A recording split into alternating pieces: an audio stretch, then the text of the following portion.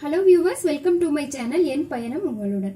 இன்னைக்கு அவியல் ரெசிபி எப்படி பண்ணுறது அப்படிங்கிறத சப்ஸ்கிரைப் கேளுங்கய்யா அப்படிங்கிற சேனலோட மாயா சிஸ்டர் கேட்டிருந்தாங்க. அவங்களுக்கு இந்த ரெசிபி நான் டெடிகேட் பண்ணுறேன்.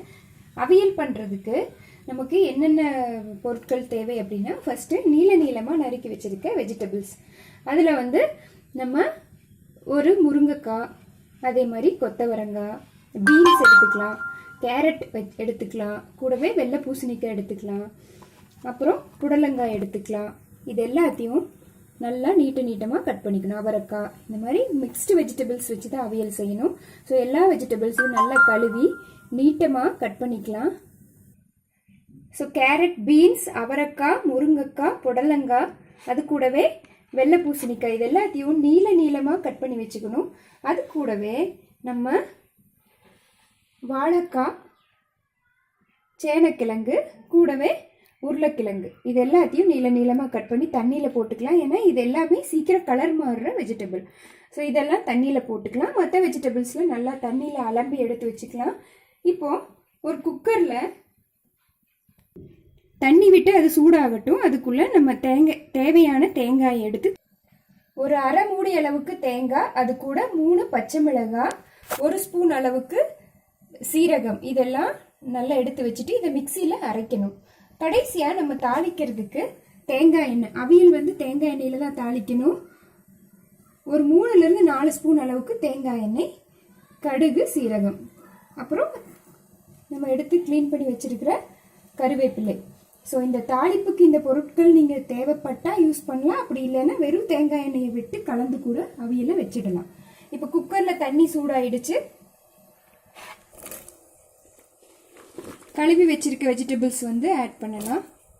ஆட் பண்ணி கொஞ்சம் உப்பு விட்டு ஒரு 2 இல்லைன்னா 3 விசில். நிறைய தண்ணி ஊற்றக்கூடாது, ஓரளவுக்கு பாருங்கள். நம்ம வெஜிடபிள்ஸ் எல்லாம் போட்டு பாதி அளவு அது மூழ்கிற அளவு இருந்தால் போதும். ஃபுல்லாக மூழ்கிற அளவுக்கு இருக்கக்கூடாது, அப்புறம் அவியலோட டேஸ்ட்டே மாறிடும். ஸோ ஓரளவுக்கு அடியும் பிடிக்கக்கூடாது, எக்ஸஸாகவும் இருக்கக்கூடாது. அந்த அளவுக்கு தண்ணி விட்டு நம்ம உப்பு போட்டுக்கலாம். உப்பு போட்டு ஒரு 2லேருந்து 3 விசில் விட்டுக்கலாம். குக்கரில் ஒரு 2லேருந்து 3 விசில் வரட்டும். அதுக்குள்ளே நம்ம தேங்காயை அரைச்சிக்கலாம். ஏற்கனவே சொன்ன மாதிரி 1 ஸ்பூன் அளவுக்கு சீரகம், காரத்துக்கு தகுந்த மாதிரி பச்சை மிளகாய். நான் 3 பச்சை மிளகாய் சேர்த்திருக்கேன். உங்களுக்கு காரம் அதிகமாக வேணும்னா இனி 1 கூட சேர்த்திக்கலாம். அது கூடவே துருவி வச்சிருக்க தேங்காய் ஒரு அரை மூடி. நிறைய வெஜிடபிள்ஸ் இருக்கனால நான் அரை மூடி போடுறேன். கொஞ்சமாக சேர்த்துனீங்கன்னா நீங்கள் இதோட அளவை பாதி பண்ணிக்கலாம்.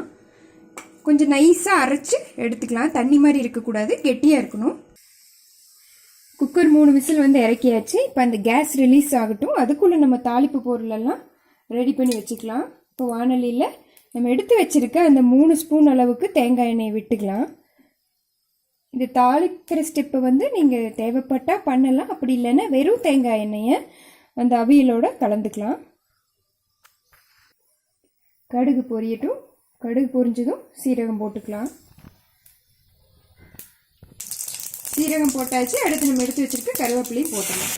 இப்போ கேஸ் போனதும் அந்த வெஜிடபிள் இதெல்லாம் திரும்ப அடுப்பில் வச்சு நம்ம அரைச்சி வச்சிருக்க தேங்காய் கெட்டியாக இருக்கணும். ஏன்னா நம்ம வேகிறதுக்கு விட்ட தண்ணியே அதில் டாமினேட் பண்ணிட்டு இருக்கு. அதனால் கெட்டியாக அரைச்சி வச்சிருக்க தேங்காய் விழுதை விட்டுக்கலாம்.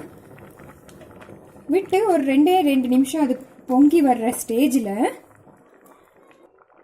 ஸோ நல்லா நுரைச்சி வர்ற டைமில் ஒரே 1 கப்பு கேர்டு, நம்ம பேக்கெட் கேர்டுக்கு யூஸ் பண்ணோன்னா தண்ணியாட்ட போயிடும். நல்லா கெட்டியாக கேர்டு விட்டு கலந்து நம்ம தாளித்து வச்சுருக்க அந்த தாளிப்பு இருக்குது இல்லைங்களா, அதையும் விட்டுக்கலாம். தயிர் விட்டு உடனே நம்ம ஸ்டவ்வை அணைச்சிடணும். ரொம்ப நேரம் அது சூடாகக்கூடாது. தயிர் அணைச்சிட்டு நம்ம தாளிப்பை மேலே கொட்டி ரெடி பண்ணிக்கலாம் சர்வ் பண்ணுறதுக்கு. ஸோ அருமையாக நம்மளோட அவியல் ரெடி ஆயிடுச்சு. இதை சாதத்துக்கு கலந்து சாப்பிட்றதுனால கொஞ்சம் அப்படியே தண்ணி மாதிரி வச்சுருக்கேன். பாருங்கள், அந்த தேங்காய் எண்ணெய் தாளிப்பு நல்லா கலந்து விட்டு தான் நம்ம சர்வ் பண்ணணும். சாதத்துக்கு கலந்து சாப்பிட்றதுக்கு இந்த ஸ்டேஜில் எடுத்துக்கலாம். சப்போஸ் நீங்கள் பொரியல் கூட்டு மாதிரி வச்சு சைட் டிஷ்ஷாக தொட்டுக்கிறீங்க அப்படின்னு பார்த்தீங்கன்னா கெட்டியாக எடுத்துக்கலாம். ஸோ இந்த ரெசிபி ரொம்ப டேஸ்ட்டாக இருக்கும். மதியம் ஆக ஆக இது கெட்டி ஆகிடும். ஸோ காலையில் செய்யும்போது நீங்கள் இந்த மாதிரி தண்ணியாக இருக்குன்னு நினைக்கலாம். ஆனால் மதியம் ஆக ஆக கெட்டி ஆகிடும். கொஞ்சம் புளிச்சும் போயிடும். அதனால எப்பயுமே இது அப்பப்போ யூஸ் பண்ணுறதுக்கு நல்லாயிருக்கும்.